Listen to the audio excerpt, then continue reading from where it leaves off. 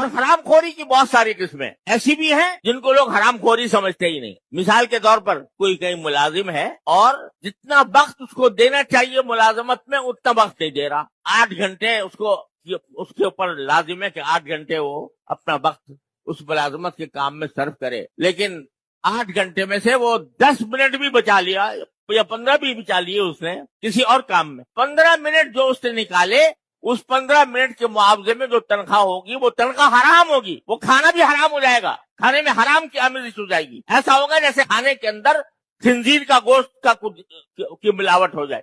کیوں؟ اس لیے کہ اسے معاہدے کی خلاف ورزی کی. 10 جو وقت جتنا دینا چاہیے تھا اتنا نہیں دیا. یہ حرام خوری ہے. اس کو نہیں سمجھتے لوگ کہ حرام.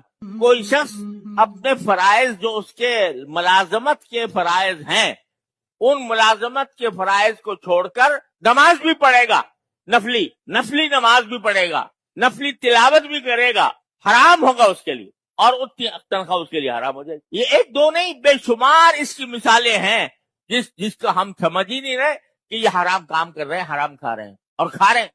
تو ان تمام چیزوں کی طرف دھیان ہونا چاہیے. ان تمام چیزوں کے بارے میں عزم کرنا چاہیے کہ ہمارے منہ میں، ہمارے حلق میں کوئی حرام کی آمیزش نہیں ہوگی. جب تک یہ قوم یہ تہیہ نہیں کر لے گی، وہ اس گرداب سے نہیں نکل سکتی جس غلامی کے گرداب میں اس وقت پھنسی.